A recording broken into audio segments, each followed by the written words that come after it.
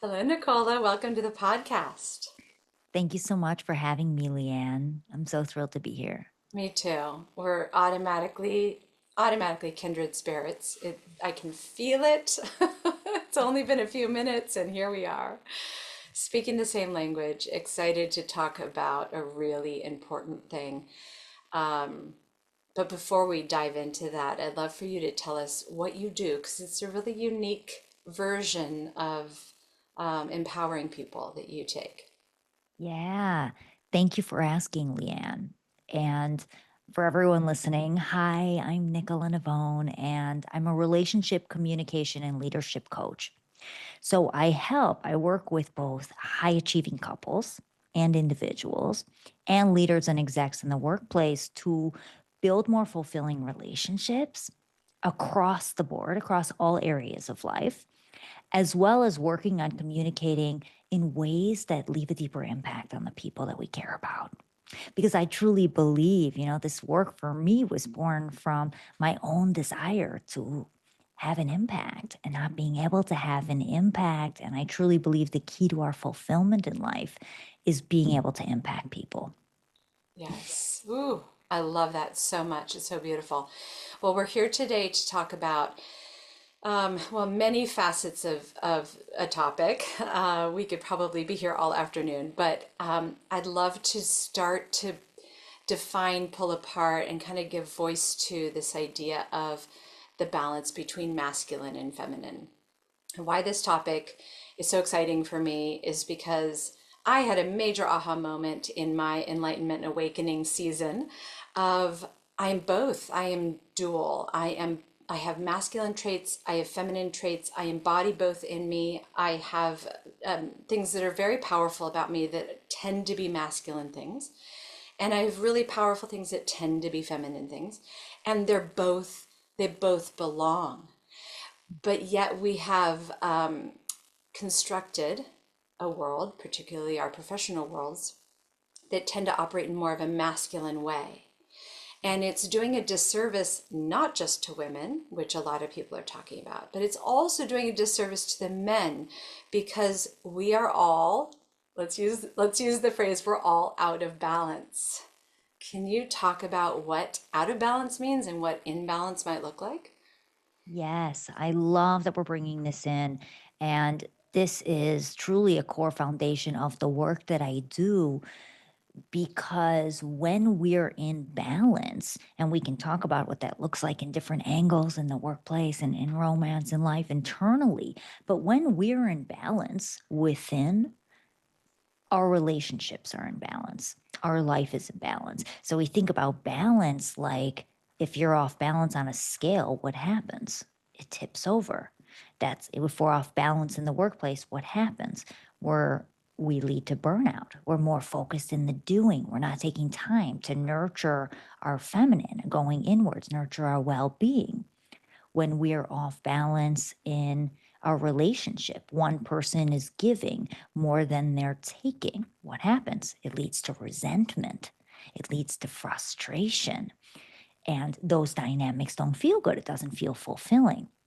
And so, this element of how do we balance within is going to help us create more balance in all of our relationships. Now, this theme of balance, I just want to say also when we zoom out, even in the workplace, because what you spoke about, Leanne, we are all programmed in a system that favors more masculine traits and at times distorted masculine traits. And so, it's coming back to a balance. But when we think about the workplace dynamic, for example, and this is shifting in our world, and also gender is shifting, it's becoming more fluid, a more fluid approach to relating when we think about masculine, feminine balance.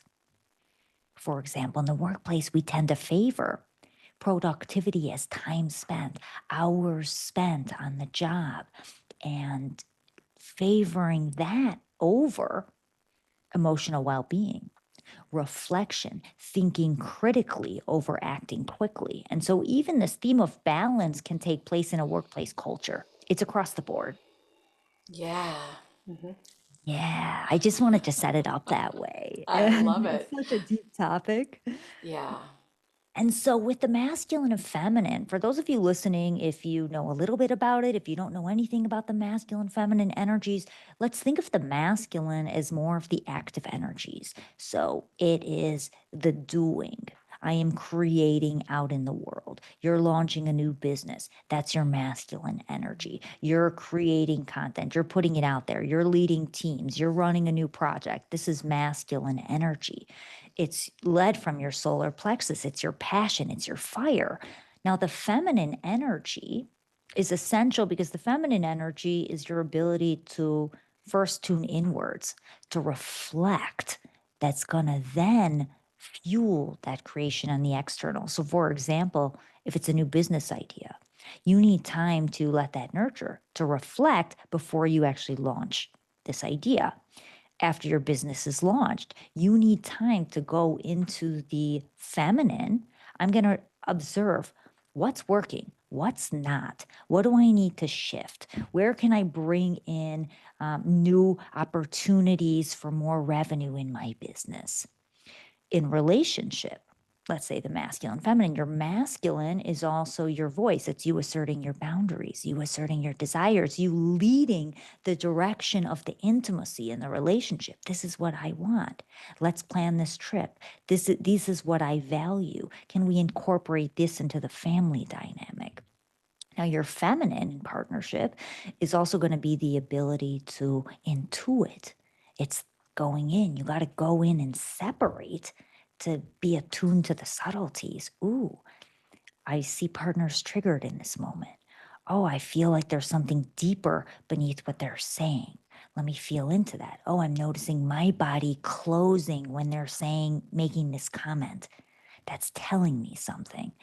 And when we have that balance of that expression, outward expression, and inward attunement and sensitivity, it makes for, we have much deeper level of emotional intelligence. And that's going to allow us and enable us to have more successful and fulfilling relationships. Oh, you have just spoken so much gold there. Wow. Thank you for articulating so clearly both aspects and then also not demonizing either one. I think we're both, I think we share the desire to not make any of it be bad. It's just that there is literally an imbalance. There is too much of one kind of thing. And so, in honoring that we all embody these things, it's really about finding a way back to this balance that you're talking about. We often reward dominance, performance, like you were talking about.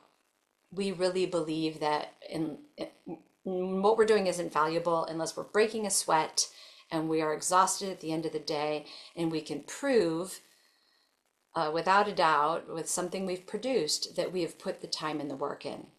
Yeah. And this mind shift is a big one. For me, it manifested in me not charging hourly, but charging for what I do. Because I have 30 years of experience in what I do. And so it doesn't take me 10 hours like it did when I was 28. It takes me two. So this was me balancing. I felt like it was a balance between masculine and feminine where I was using my natural ability and not having it be quantified the same way. And that this was just my priority. Nobody had to understand it. Nobody even had to pay me that way, but I was only going to charge that way, right? Anyway, that's kind of a tangent on the idea of how it landed for me. Mhm. But what I'd love for you to talk about, you do something called the union method, and this is really about balancing the masculine and feminine traits. I'd love for you to explain what that is and then how we might implement this for ourselves. Yeah, and I also, Leanne, I want to just piggyback off of what you just shared because I love that example so much because you're making it tangible for everyone listening because there's so many ways to think about balance. And as you're speaking that, I was also thinking some other examples for me in my own life. And if you have any more from yours, I would also love to hear. But for me, also, what comes is it is this balance, even in communication, let's say. when I'm speaking. And this is something I do in my work with both couples and executives, is how do we balance this idea of I'm going to be assertive, but I'm also going to maintain that warmth. I'm going to express what it is I need, yet I'm going to do it in a way where my body's relaxed, my tone is relaxed, I'm open. I'm voicing my desires, but I'm curious. What are your thoughts on that? How does this land for you? Or if you're sharing something with your partner that's vulnerable, this is what I'm dealing with. This is how I'm walking myself through it. But I'm curious. Have you ever come across something like that? And it's being able to balance the sense of empowerment with also being open, because as you have spoken about as well, when we tend to favor this aggressive leadership or more forceful, direct leadership, whether it's in partnership or in the workplace, we lose that likability as leaders. Even in partnership, then it feels more like a dictatorship. It feels more like a hierarchy. There's uneven power dynamics, and that doesn't feel good. So instead, how do we communicate in ways that are direct, that are assertive, that come with confidence, yet are influential, and dare I say, almost seductive in a way where it's I'm inviting you into the conversation. I'm inviting you to meet me here by choice in a way that feels good for both parties. And I love this. It's something I think about because in my life I have been so off balance on both ends of the spectrum. I started off balance in an unhealthy, distorted feminine where I self-sacrificed, I people pleased, both in romance and in the workplace. I didn't own my boundaries. I didn't express my desires. I didn't stand up for myself. People took me for granted as a result. They didn't respect me. And all I deeply wanted was respect by self-sacrificing, but it didn't work. You know, people got promoted over me. I was never valued by my bosses. And in partnership, I was never valued either. They didn't ask my opinion. They didn't care what I had to say, nor did I voice it. And then I've also been on the other end. And I teach this, and I can still go here in the distorted, unhealthy masculine where I would minimize and then I would demand my needs be met. Both in the workplace and in partnership, I would demand, I would direct, I would be forceful, I would be aggressive, I would act out, I would close instead of owning and speaking vulnerably and naming how I'm feeling and the desire. And so it's this dance. And what I love about the balance is it also allows us to, if partner says something that's hurtful or something hurtful that happens in the workplace, then how do we speak from that from a place of this doesn't feel good? And I don't appreciate when you speak to me this way, partner. And what I'd like is when we're in public that we speak highly of each other because that kind of energy feels good. Because then I feel more connected to you and I feel we'd be more connected to each other. And that is, it's also brings in the feminine energy because it's also speaking to the heart. It's vulnerable. Oh, it doesn't feel good when you speak to me like that in front of people. It hurts. This is what I desire. This is why I desire it. And that balance is just, it's magnetic. How can someone not want to lean in towards us when we do that? And I just want to speak to that because I love that example and I love to make it tangible because these topics are so high in the sky that sometimes it's hard to understand what that balance feels like. Yeah. Yeah, beautiful. And that balance was really it started with me. It turns out people want to pay me for having that priority with myself because I had both the feminine moment of this is what feels good and nourishes me. And this is also the masculine moment of I've worked for this and I deserve to be paid in this way. So there was like this, there really was a duality there to it. You And I used, love yeah, also that you're feeling into that. And yeah, I didn't comment on that and I wanted yeah, to. Yeah, I love that you're tuning in because that is the feminine. I don't care what societal expectations or what the shoulds, what I should do, what I'm supposed to do, what feels aligned. And this is when we all act in integrity and this is powerful and it yeah, feels good. yeah.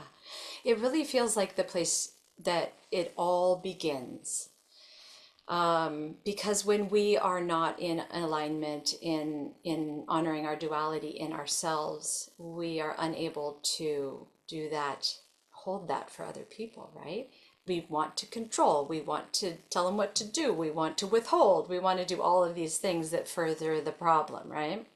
And you Mm. said something that I think is one of the most important words going today, which is choice. Choice, choice, choice. And I think choice can be very easily coupled with the word invitation. And when I really truly embodied the idea that not only do I have a choice, but that I can allow other people to have a choice, I can make up my mind and allow them to make up their mind, and the natural consequences of those choices will take care of itself.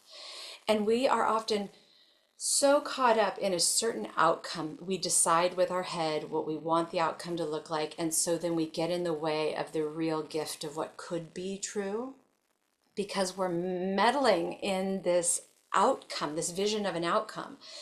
What I think choice does is bring us right to this moment of what is my choice right now, and then allowing that choice to have its natural rollout of whatever's going to come because it's in alignment with you. It cannot miss you if it's right for you, right? Because you're going into choice.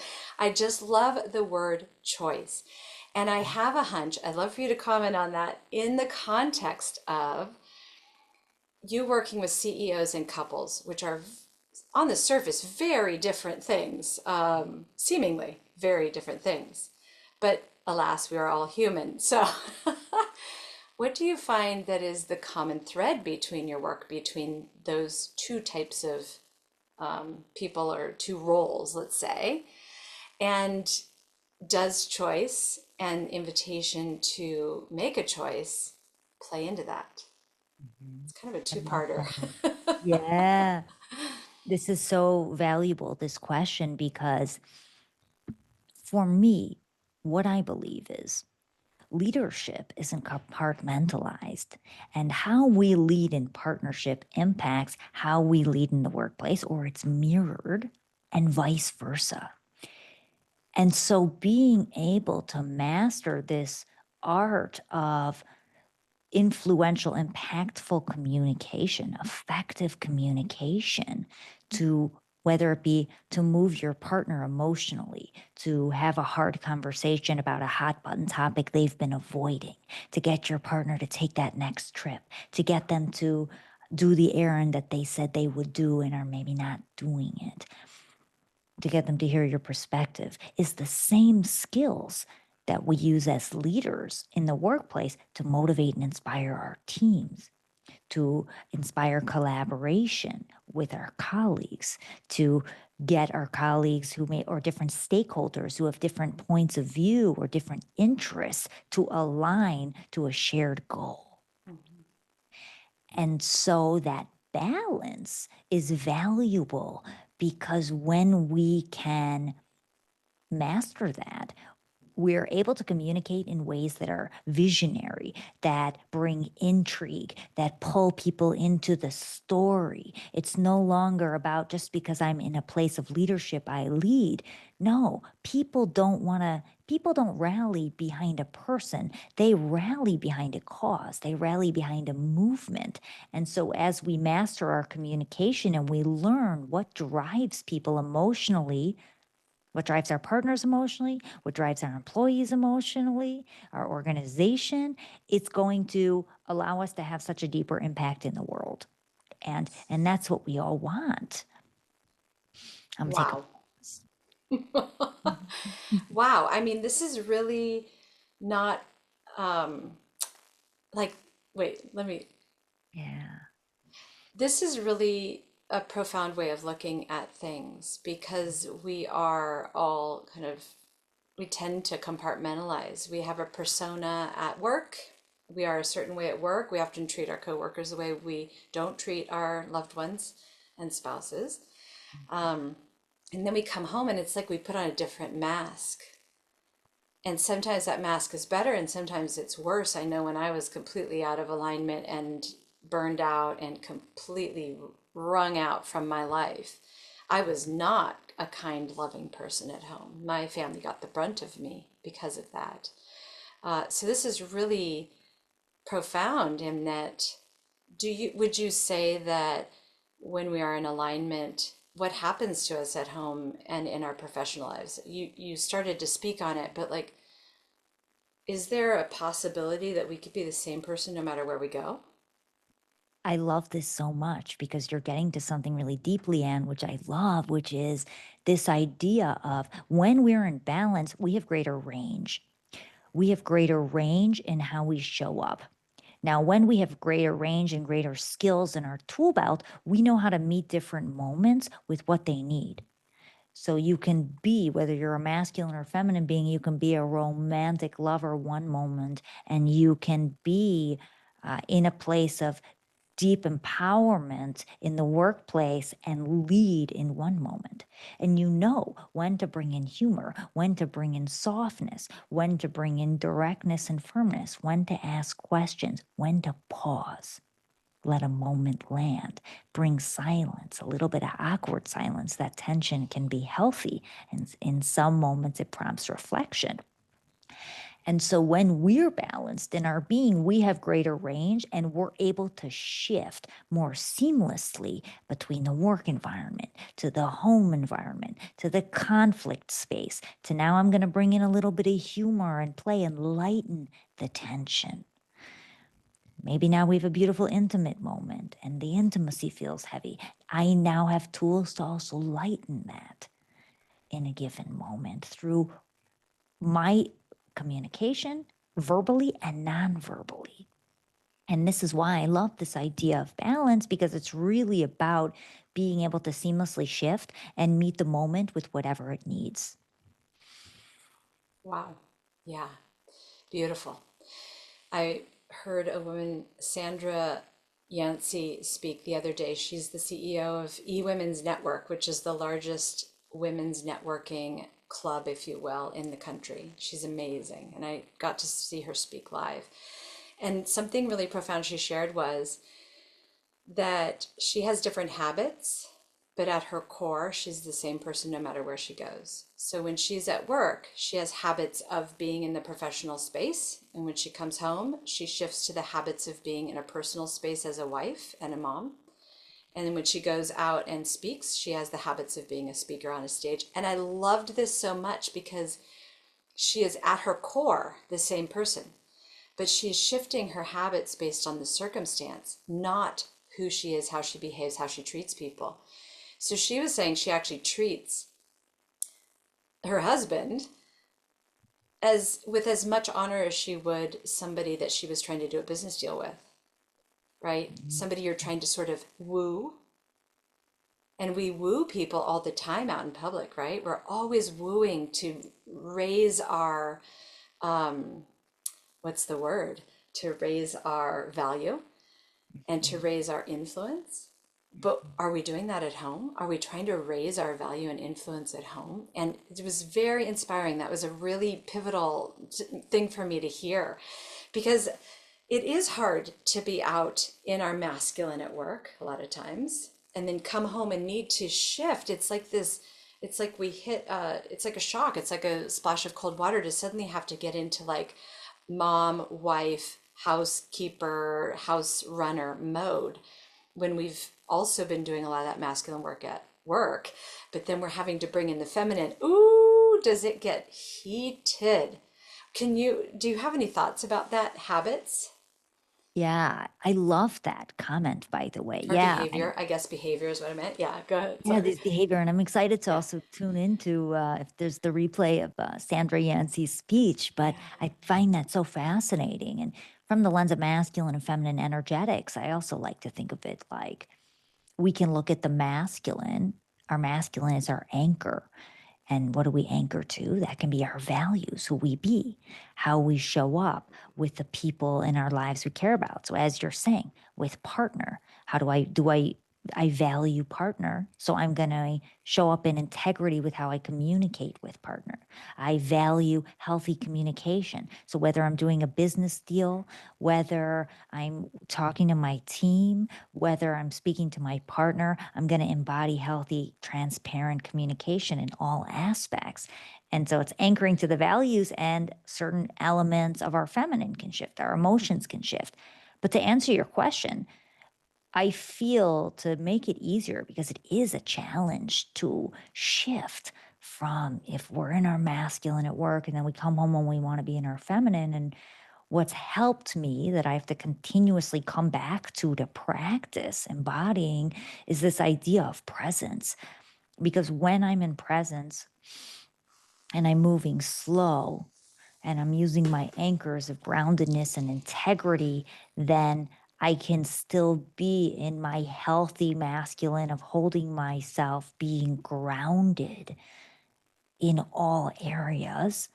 And I can also allow myself, because of that presence, to take pauses, to think, to not react. If I get home and partner starts sharing about something and I haven't landed yet, how do I I'm still settling in. Give me a few moments. I'd be happy to check in with you in 10 minutes. And we're able to guide other people and show them how we want to relate with them through our groundedness. Yeah. Ooh, you said another word that has so much misunderstanding around it, and that is the word slow or slowly. When we sit with what we think that word means, I find there's a lot of judgment there. Slow meaning not capable, not able, not keeping up. Maybe one of the most profound things I've done is redefine what slow, not only what it is, but what it allows. What it allows is really, really profound. And I think this is where it comes into what you spoke about earlier, where getting into alignment is that pause, that slowing down, so that we can actually drop into our intuition, our more feminine side of, what do I know to be true? What do I want from this? That kind of introspection before we take action. And I think that slowing down not only is really feminine, but it is potentially the most powerful thing we can do in our toolkit. There is such clarity there and such alignment. And I heard somebody else speak, I can't remember who it is now. As you can tell, I'm a total junkie on consuming people who talk about really empowering things.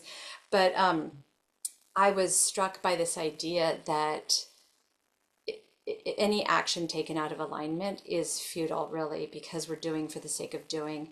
And it's only when we slow down and listen in and then align and then move that we actually accelerate. So we actually become more efficient, more of all the things we're hoping to be when we don't stop moving, right? When we're Yeah, always pushing. So yeah. slow, oh, slow.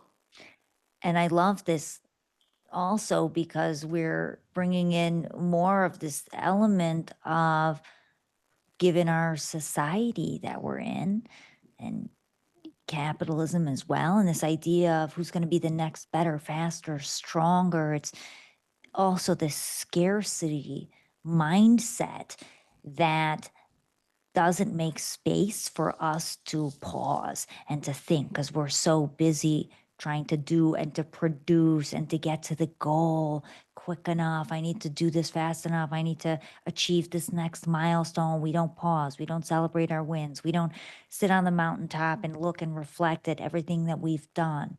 We also don't look and reflect and, how do I want to refine? How do I want to hone? What's the challenges in my relationship? What's the recurring patterns in my business that keep coming up?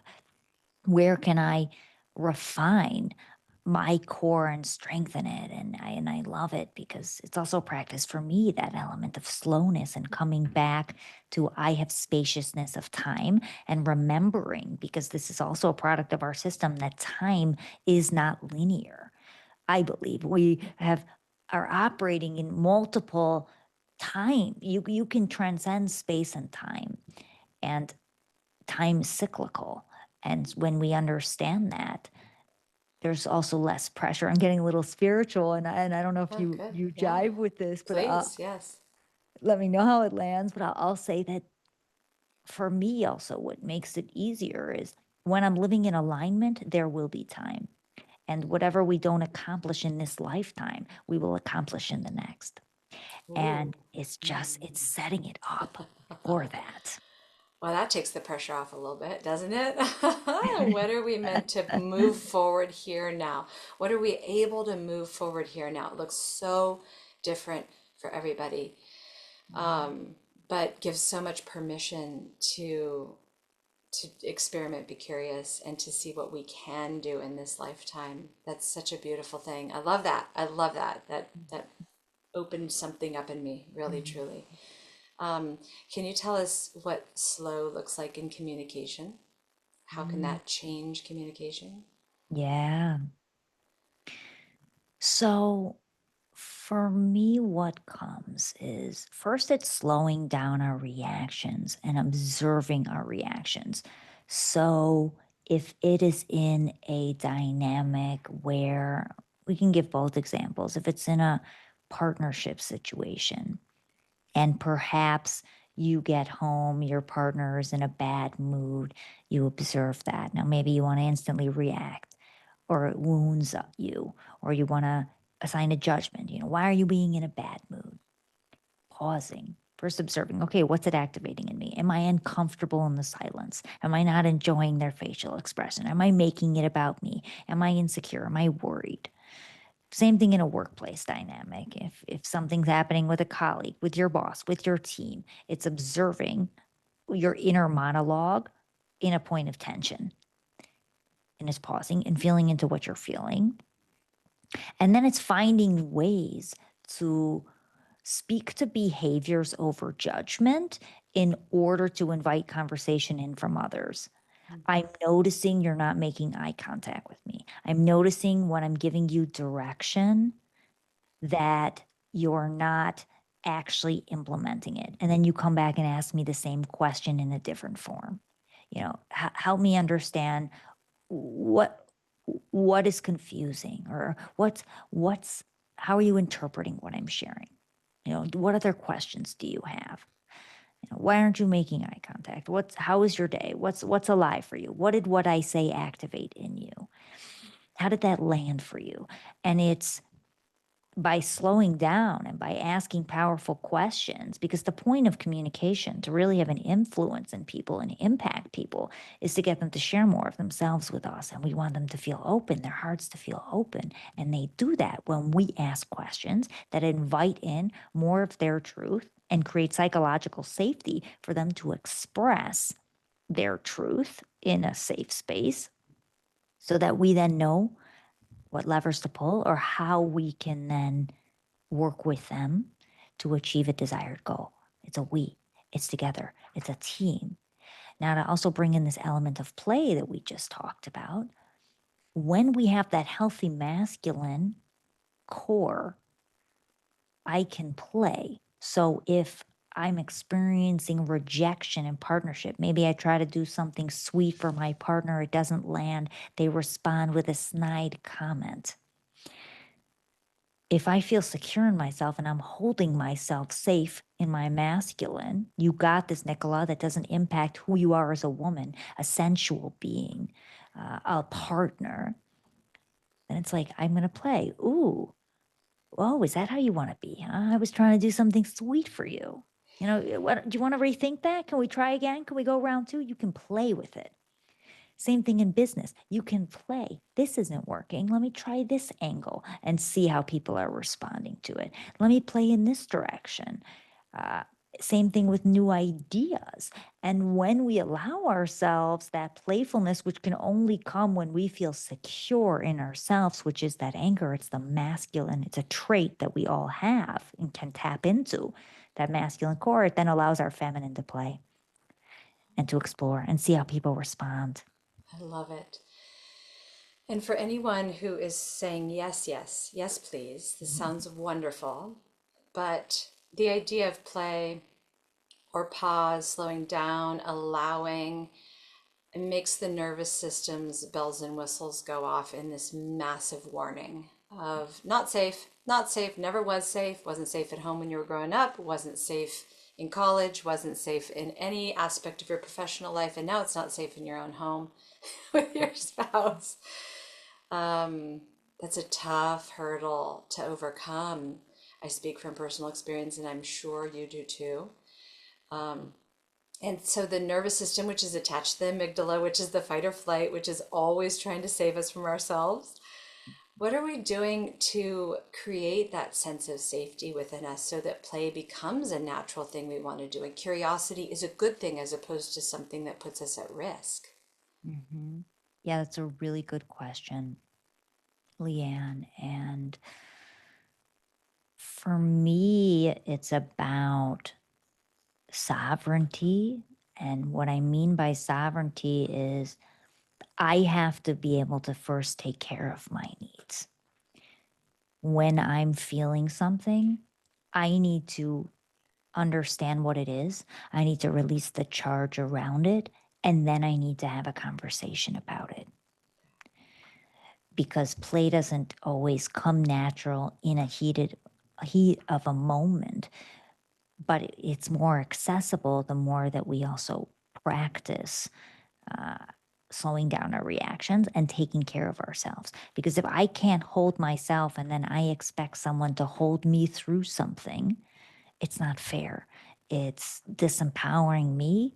It's creating uneven power dynamics, and we're going to lose desire. Because when we come back to this idea of choice, choice is the complete opposite of codependency. And so in any relationship, it's coming to this radical sense of self-reliance, not in an unhealthy way where it's, I don't need anyone, I can't ask for support, I can desire support, I can want you, partner, friend, family member, colleague, to show up for me, but I certainly know how to show up for myself. And I do. And I prioritize myself. And now, then it's a different level of connection and intimacy when two people choose to relate from empowerment, from choice, where they are fully whole within themselves.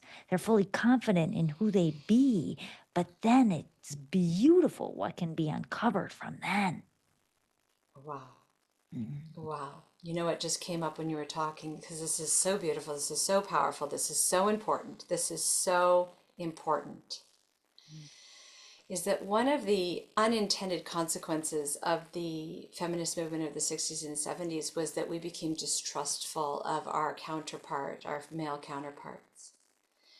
And so desiring them, needing them, wanting a partnership with them became also bad because there was only one version of them we could see, which was manipulative, controlling, domineering, in control, and oppressive, right? We were really seeing them as our oppressors.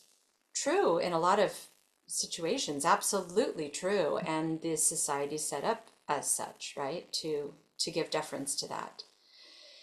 But what it did to the feminine was catastrophic, in my opinion, in our ability to trust those who might be our partners. And I would say beyond men that we want to partner with, but even amongst women to women, because we became distrustful of this idea that somebody could manipulate or control us. And so we became hyper independent at, and I believe it's to our detriment.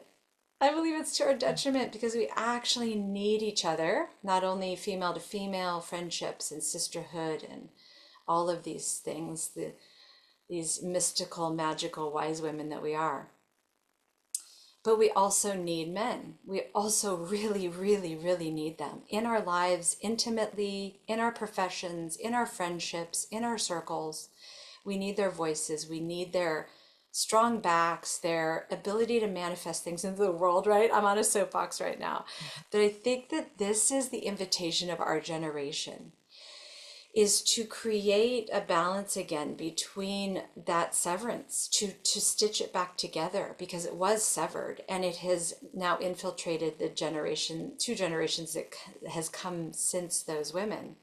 I don't put down what those women did on any level. It was necessary. It was a wake up call. It was a clap in the dark. It was all the things that needed to be. But I think the invitation of what we're at right now, this crossroads, is the scary work of admitting that we need each other. Yeah. It's so beautifully said, Leanne. And we have so much resonance with this point, this really tremendously important issue in our world, and this mission of truly bridging the divide. This is the core of what actually keeps me going, why I do this work. And I love what you're speaking to, because yes, there's such an opportunity here for acknowledging that we need each other and seeing the mirrors in each other and the humanity in each other, and acknowledging where I'm going on so many tangents in my mind. I'm like, let me piece it together here.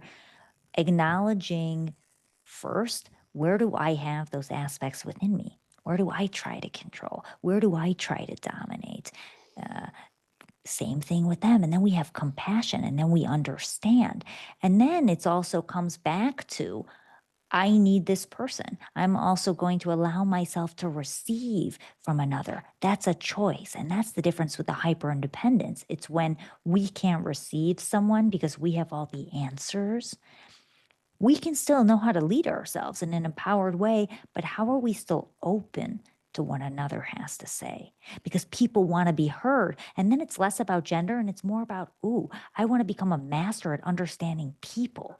What do people care about? How do they feel seen? How do they feel connected? What breeds intimacy? And it's giving everyone that we relate with this opportunity so that we can truly deepen. And I went on a whole tangent this past week about the true point of humanity. It's also not about fixing, because we fix in our society. That's a distorted masculine trait that both men and women, we've been conditioned to do. And instead, it's about resonance. I don't need to fix you. I don't need to tell you what to do.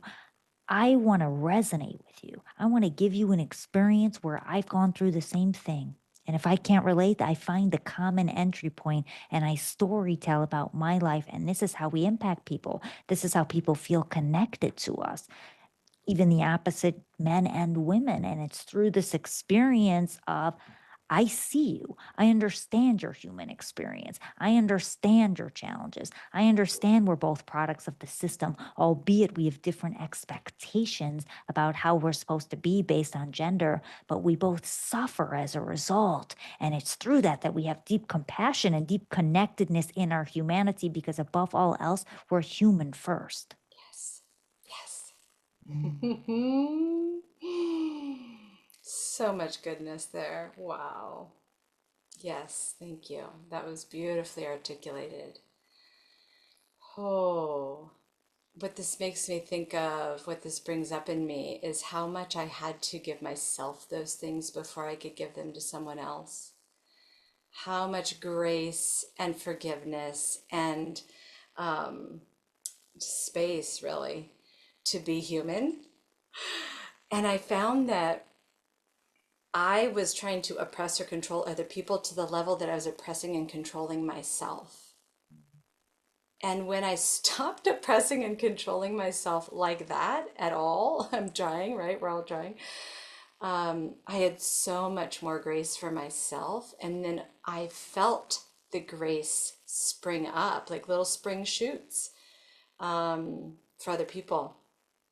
And what was interesting, the more I looked at myself and those faults, if you will, the more I was able to see how I too was like that. You know, when I, instead of getting triggered by somebody else's behavior, I was like, oh, I remember I just did that last week. Maybe this is a mirror for me. So profound, this idea that we are able to hold each other to the capacity that we hold ourselves. I love that so much. And you also said something in the beginning about when we acknowledge that we have polarity. I have both darkness and light.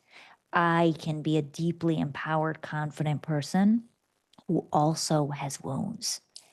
And when I can hold myself with those polarities, because we live in a polarity world, non, we live in a dual world, but really we're non-dual beings, and we hold the duality within. And so the more that also we can hold, I have these sides of me, I can also hold these sides to someone else and accept them as who they are without having to fix it, without having to change it, because it just is. Yes. Ooh, that's good work. Good work. I really love this conversation, and I'd like to close it with one last question about when we are in these high stakes moments, potentially feeling dysregulated, triggered, unsafe. That could be whether we're at work or having a private conversation with our partner. What would you say in that desire to slow down and do better? How do we get that internal courage in the moment? They've said the thing, and we know the pattern goes like a ricochet, and before we know it, we're in the same fight, or we're in the same dynamic, or we're in the same conversation we've had for years. Mhm. Yeah. What is the thing in that moment that can give us that courage to just do the opposite? Yeah. I would say it's going to be twofold. Yeah. One is to think about bridging the connection, because none of us want separation. In conflict, we all want to maintain the connection. And if we don't want to lose our connections and damage our relationships, then we have to think about how to build a bridge. The most effective tool that you're going to have, anyone listening in any of these moments, is vulnerability. Vulnerability. That doesn't feel good when you speak to me that way. I'm not enjoying this dynamic right now. I'm feeling, and we speak to behaviors over judgments. Maybe it's a work environment, in a group dynamic. I'm feeling tensions in this group dynamic. I haven't fully identified yet, but there's a tension that I feel, and I don't enjoy when we interact in this group dynamic. And I may not have all the answers just yet. I'm going to take pause to simmer on it, and I'll come back to you. But it's through, and why is this not but? That's vulnerability. It's naming. So, first, it's coming into the body and expressing the vulnerability, and the body is going to be a guide for what you're feeling. So, for me, I notice tension in my jaw when I'm getting angry. I notice closure in my belly, in my heart when I'm hurt. And so paying attention to the bodily signals and just speaking to, if you need a pause, name a pause, speaking to the dynamics and the behaviors that you're noticing, that you're feeling, even if you don't have the answer yet, and then taking it from there. Beautiful. Yeah. Beautiful, beautiful. I loved this conversation so much. I want to have another one. I think we could mine a lot of different topics in a really powerful way. I'm so grateful for your wisdom and your willingness to have this conversation. If somebody would like to learn more about what you do or how to work with you, how can they find you? Yeah, great question. Instagram will be the best way to connect. Yeah, I'm at Nicola Navon, or my website, nicolanavon.com. You can connect. Let me know how this episode lands. If you have any questions, I always love to riff. And thank you so much for having me, Leanne. It's been such a pleasure. Thank you so much. I'll link all of that in the show notes so you're easy to find. And I will say goodbye until next time.